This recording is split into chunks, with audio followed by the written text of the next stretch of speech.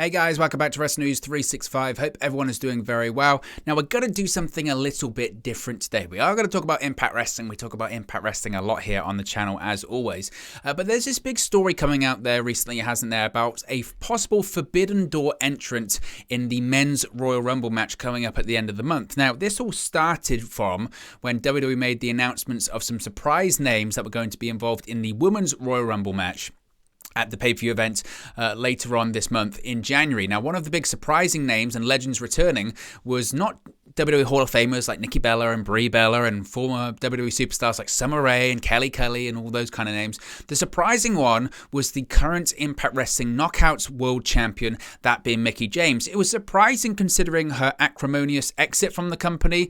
Maybe the exit itself wasn't acrimonious, it was the stuff afterwards that was a bit acrimonious about her getting her belongings sent back to her in a trash bag with her name on it. Revelations about her going to WWE executives and officials, asking them to do another all-women's pay-per-view, them declining, but she still did it anyway with the NWA, with NWA Empower and all that kind of stuff.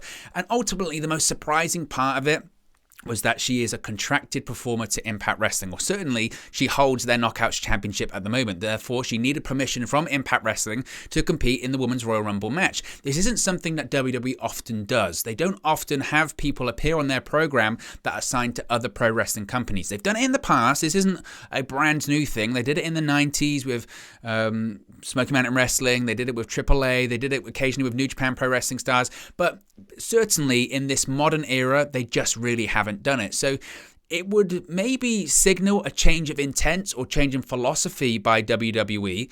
And we've also seen these reports, one coming from WrestleVotes, reputable Twitter account, saying that WWE are seriously considering or open to having a Forbidden Door entrant in their Men's Royal Rumble match as well as their Women's Royal Rumble match. So this has led people to think, well, if an Impact Wrestling star like Mickie James is in the Women's Royal Rumble match, could we therefore see a male Impact Wrestling star appear in the Men's Royal Rumble match? So what we're going to do, we're going to look at 5 names that I think potentially, maybe, or some people might think, could appear in the Men's Royal Rumble match. Now, I'm going to reveal them, and then we're going to talk about how likely, unlikely, what they could do, what they couldn't do, all that kind of stuff. So as we go through, as always, let me know who you think out of the Impact Wrestling stars could appear in the Men's Royal Rumble match or in the Women's one. We're going to do another video for the Women's Royal Rumble one. We're going to do an AEW video for it as well because I think it's quite a fun topic to talk about this. So let me know who you think could appear in the Men's Royal Rumble from Impact Wrestling and how likely you think any of these picks are or aren't. And we can have a bit of fun. This is a bit different. Normally we do news, but this is a bit different. This is based on opinion. So the first name is the Impact World Champion himself, being Moose. Now, it would make sense from an Impact Wrestling perspective that they would have their world champion, their guy, the top guy in their company, appear in the Men's Royal Rumble match. You've got Mickie James, who is by definition of being the Knockouts champion, the top women's wrestler in the company, appearing in the Women's Royal Rumble match. Wouldn't it make a lot of sense to have the top male wrestler, the top male wrestling champion, being Moose, appear in the Men's Royal Rumble match? That would make sense. That would make sense. As far as how likely I see that happening, I just think it's quite unlikely. And the reason I say that, and this is going to be a bit of a recurring theme going through these picks in this video, the reason I say this is unlikely is because despite this not being a totally foreign concept to WWE and having talents from other companies come in and work a match or an event, what have you, they still do have to have, in the WWE's eyes, they still do have to have at least a background with WWE. In their mind, and they have conditioned their fans, and Vince McMahon, I think, truly believes this, and Bruce Pritchard does to some extent as well. In their mind, pro wrestling doesn't exist outside of WWE. Now, us as pro wrestling fans know that's laughable. We're talking about Impact Wrestling here. We're not talking about WWE. But in their minds, to their audience, they won't know someone who's never competed in WWE. And I think that's why they would probably say no to Moose. I know people talk about other reasons, other outside of the ring reasons why WWE wouldn't have Moose. Make no mistake, they've been interested in signing Moose a couple of times. It's not a case of they don't like Moose. It's not a case of they didn't want to sign him. They wanted to sign him way back when. He decided to say no and he went to Ring of Honor, then he went to Impact. When his contract came up last year, they wanted him. That's back when they were signing people still from that were on the independent scene. But even if they would, just Moose's background in the NFL, Moose's athletical appearance, obviously he's radically transformed his body over the course of the last few years. His improvement inside the ring, his improvement on the microphone, WWE really badly wanted Moose. Ultimately, he decided to stay with Impact Wrestling. He signed a new contract, a really lucrative contract, one of the more lucrative contracts that Impact has given out in recent times. Moose signed, and because of that, he's currently the Impact World Champion.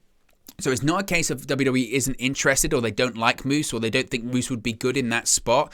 I just think it's unlikely, and we're talking about maybe one name could be the Forbidden Door entrant. We're talking about one entrant here, not several. If it was several, then maybe. We're talking about one name. And also as well, WWE still, is, despite them releasing a lot of their talent roster over the course of the last 12 months or 2 years or so, it still is only 30 spots. And with a Forbidden Door entrant coming in, that's probably taking a spot away from someone else on the main roster that maybe deserves it because they've been there all year round. So I don't think WWE would give that spot to a guy like Moose who hasn't been on WWE television before, because there's just too much to explain in their minds. Us as pro wrestling fans, when Moose comes out, we'd know exactly who it is. We go, oh my God, it's Moose. He's the Impact World Champion. What a cool moment, all this kind of stuff. And his entrance and the spotlight and all that, that'd be great. But in WWE's mind, to the casual fan, they won't know who Moose is. And because of that, they'd say, no, there needs to be someone with a WWE background. There needs to be. So despite Moose being the top guy in the company for Impact Wrestling, and despite it making sense from an Impact perspective, from an Impact perspective and the Impact executives like Scott D'Amore and Ed Nordholm and all of those guys behind the scene, of course they would want their world champion appearing in the Men's Royal Rumble. I mean, they're absolutely overjoyed that Mickie James is going to come out. I don't know if she's going to come out to Hardcore Country. I don't know if she's going to come out carrying the Impact Knockouts Championship. I'd certainly make sure she takes it with her. If I'm Impact Wrestling, I'm saying, look, you're coming out to Hardcore Country, and you're coming out holding the Knockouts Championship, specifically them saying the Impact Wrestling Knockouts Championship. I'm making sure that happens. Whether or not that happens remains to be seen. But on the flip side, of course they would want Moose to come out, the Impact World Champion, and them to really put him over and Impact Wrestling over, going, oh, how special is this? The Impact Wrestling World Champion? Oh, what a coup this is for WWE. This is incredible. We've got the Impact World Champion. This has just elevated the Royal Rumble, and them going crazy on commentary. They would love that. But it's just not going to happen, I don't think. I just don't think that's the reality of... If Impact Wrestling went to WWE and said, can we have an Impact guy in the Rumble? And they said, okay. And WWE had the list of the roster in front of them. I don't think they'd pick Moose. Purely for the reason that he hasn't been on WWE television before, in my opinion. But what do you think? You can let me know in the comment section below. You think if Moose could be in the Men's Royal Rumble this year. The fact that this is even a topic is madness. It really is madness. Another name that could be a possibility is W. Morrissey. Now, this one I actually think is more realistic than Moose. And it's just because of, like I said before, the background. He was Big Cass. He was Big Cass in WWE. And it's not even necessarily that he's got a background in WWE, and he at one point was incredibly over. People forget, don't they? I saw this clip the other day. I saw the clip of Enzo Amore and Big Cass making their debut on the main roster the night after WrestleMania 32, 2016. They were... I think sometimes we forget. I think sometimes we really forget. They were so over. It was ridiculous. And I know it was a WrestleMania, post-WrestleMania crowd and all that kind of stuff, and it was the Raw after Mania, but they were over. They were so over. They came out, interrupted the Dudley Boys. They had the crowd right there, palm of their hand. They were doing all the catchphrases. Enzo Amore was super over back when he was only annoying on screen and not off screen as well. They were over. They were so over. And WWE obviously had big plans for Big Cass. They really did. That's why when they split them up, the plan was Big Cass was going to be this monster heel. He was going to be, in their mind, probably a world champion in a couple of years. I mean, they had huge plans for him. And it never worked out. It never worked out for him in WWE. Of course, he splits up from Enzo Amore, and then in one of their matches on Raw, tears up his knee. Knee's done. He's out for, 9 months or something like that. He's out. He misses that year's WrestleMania as well, the following year's WrestleMania. Comes back as a heel. Comes back as a heel, feuding with Daniel Bryan. At the time, Daniel Bryan had just come out of retirement. This is Daniel Bryan's first singles feud since he came out of retirement at WrestleMania. Again, what a spot that is. It's a huge spot for Big Cass. And again, it shows you just the plans they had for him at the time, or the hopes they had for him at the time. They went, this is a guy 7 foot tall, can talk, he's athletic, he's everything we look for, especially now. Back then, he was everything they look for, but especially now, he was everything that WWE looks for. And the only reason that Big Cass failed in WWE and ultimately got released is himself. He is one of those stories that it was his fault. And he's open with it. It was because he was a pain in the ass backstage. He was a pain in the ass on the road. He had other issues as well. So I think he had some mental issues at the time, which he's dealt with. He had some issues with addiction and alcohol, which he was also dealing with at the time. And ultimately, that led to him getting released. He was in this feud with Daniel Bryan. He did the thing on television with the little person where he wasn't meant to get physical, and he did all that kind of stuff, and it ultimately led to him getting released, and he was difficult to work with, and then he kind of spiraled more out of control from there. And thankfully, because this is a redemption story, and this is why I would be quite interested in seeing it happen, thankfully, he managed to get himself together. It took a while. He came to Impact Wrestling. Impact Wrestling gave him a chance when maybe nobody else was going to anymore. And he's turned himself around. He's one of the top guys on the roster right now. He's currently renegotiating a contract. His contract, I think, expired at the end of the year. I think it expired actually at Bound for Glory, but he kind of agreed he would do some stuff to the end of the year. He's still appearing on Impact Wrestling television.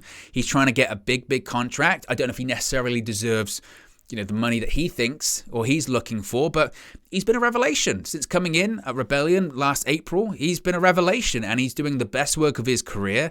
He's probably going to be challenging for the Impact World Championship again soon. Of course, he was competing for the World Championship at Hard to Kill, didn't win, but he's just, he is a bit of a throwback in that, and I know people will say that size isn't everything in pro wrestling, and certainly in 2022 it isn't, but you can't take away just that inherent, and it's always been the case since the dawn of time when it comes to pro wrestling, is those bigger guys, box office attraction guys, they've always been money. They've always been money. And again, this is where I think he probably wins over Moose when it comes to the Royal Rumble, is he's got history in WWE. If he came out, people would know who he is. People would know who he is, and people would be excited, I guess, to see him back. I don't know if he'd get a monster pop. Again, we're talking about being inside of a stadium. It's going to be later on this month. So it's in St. Louis, isn't it? So I don't know if he would get a giant pop, but at least he's got the background within WWE that they would probably be open to having him back. And maybe if he did well, they might sign him, because I don't know if he signed a contract yet with Impact Wrestling. So I think that one is a possibility. I don't think he's maybe the top one, but I think that one is a possibility. Another name is Josh Alexander. Now, again, going back to kind of the Moose situation, I feel like this one is fairly unlikely. If anything, I would say Moose is far more likely to appear in the Royal Rumble than Josh Alexander. Out of the 5 we're talking about here, he's probably the least likely, to be honest with you. He's probably the least likely to appear in the Men's Royal Rumble. I think if he did, it would just be a case of Impact Wrestling working out a deal and them telling WWE who's going to appear as opposed to WWE picking. And I think that would be, Impact Wrestling basically saying, Josh Alexander, he's arguably a top babyface in the company. He's a guy that we've wanted to build the company around. It would, we're allowing Mickie James to be in the Rumble as the favor back to us. Can we have Josh Alexander be in the Rumble?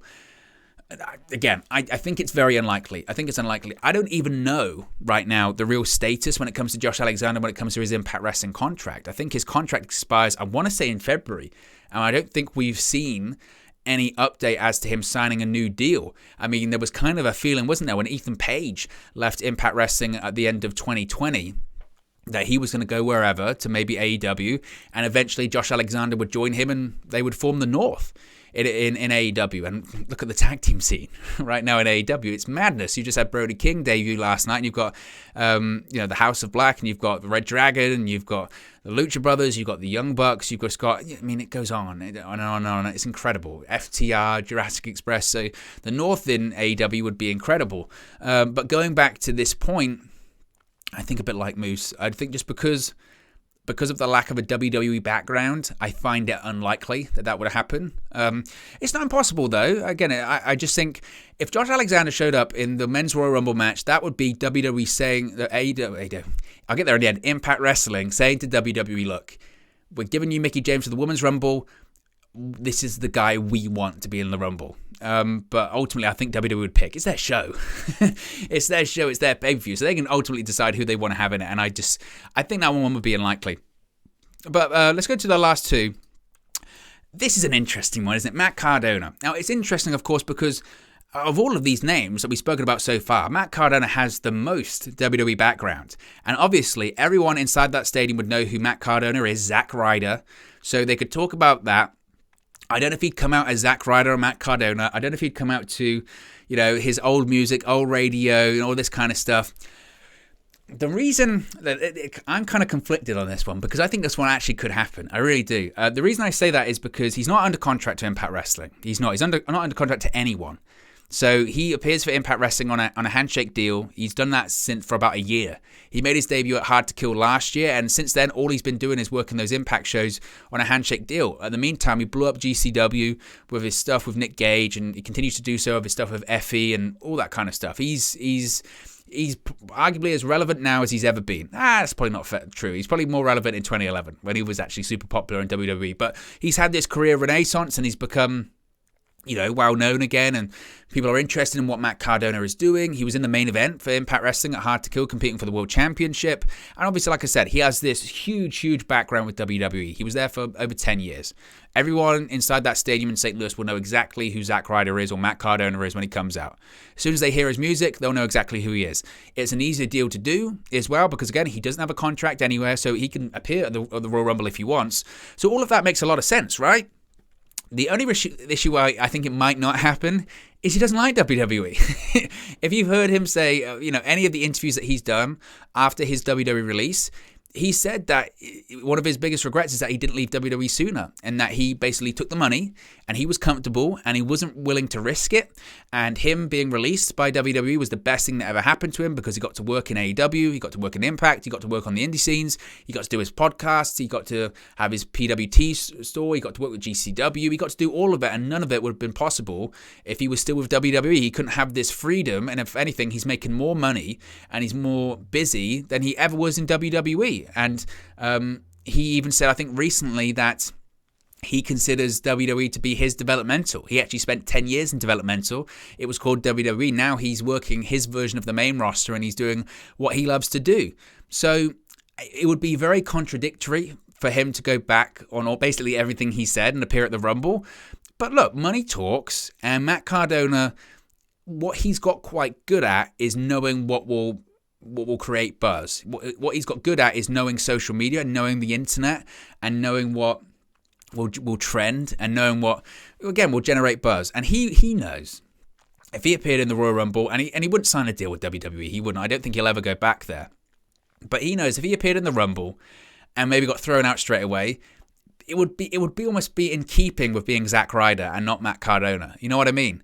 And he could just rail on it afterwards and say on social media, it's bullshit, and this, that, and the other. He could do that, and that would make sense. So, I don't know. The only thing holding it back is that, his the things he said about WWE, but I wouldn't rule that one out. Finally, the Good Brothers. Now, I talk about people that have baggage when it comes to WWE. The Good Brothers are certainly one of them. When I thought about which names I was going to put on this list, and I thought about the Good Brothers, I went, oh, no way. Some of the things they've said about WWE, Vince McMahon, Triple H, all that kind of stuff since they were released, never going to happen. And then I just thought, yeah, of course they would go. Of course they would do it. A one-off? Of course they would do it. Because nobody would be expecting it because of what happened with them with WWE. They obviously signed 5-year contracts with WWE, lucrative 5-year contracts, the biggest contracts they'd signed in their careers. In 2019, the pandemic hits, April 2020, they're gone. Just days after, they were in the main event of WrestleMania 36 Night 1 with AJ Styles and The Undertaker in the Boneyard match. They got released. And they were furious, and they said all the things about Triple H that they'd been lied to, and Vince McMahon had lied to them, and they hated it in WWE. And Luke Gallows wanted to be out of there, or Doc Gallows wanted to be out of there, but it was Carl Anderson convinced them, and AJ Styles, and all this kind of stuff. And they fell out. And Paul Heyman was a liar, right? AJ Styles and Paul Heyman still have heat to this day because of all that kind of stuff that happened with the Good Brothers. And since then, they signed with Impact to become 2-time Impact Tag Team Champions. They were appearing lots on AEW television last year and early this year as part of the whole Kenny Omega crossover and all that kind of stuff. Or should I say late last year. So, and despite all of that, it's kind of the same with Matt Cardona. But I just think that they know what creates buzz. And because it's so unexpected, and because it would be so like, what? Are they back in WWE? When they wouldn't be. It would just be a one-night thing. But can you imagine the OC or Anderson, Gallows, and AJ Styles reuniting in the Royal Rumble match one more time? The crowd would love it. The crowd would love it. And you know for a fact that the Good Brothers would be looking at it going, man, we could be talents that in the last year have appeared on Impact Wrestling television, AEW television, New Japan television, and WWE television. Who's the last people that did that? But in that kind of reverse order. Yes, we've seen people appear on WWE television, get released, and then appear on AEW or Impact or New Japan or whatever. But to do it the other way around, to appear on Impact, then AEW, then New Japan, and then WWE, while still being under contract to Impact Wrestling, that's historical stuff right there. So obviously, it's unlikely. And I think if WWE called them realistically, they'd be like, no chance. But then if I was them, I'd think about it. I would think about it. I just think, man, people are going to be talking about this. They'll talk about it. And I think that's interesting. So, like I said, guys, there's 5 names who I think maybe from the Impact Wrestling roster could appear in the men's Royal Rumble match. Let me know your thoughts on those 5 names, or if you think I've missed someone out, let me know in the comment section below. As always, be sure to like and subscribe to the video, and I'll speak for you again very, very soon.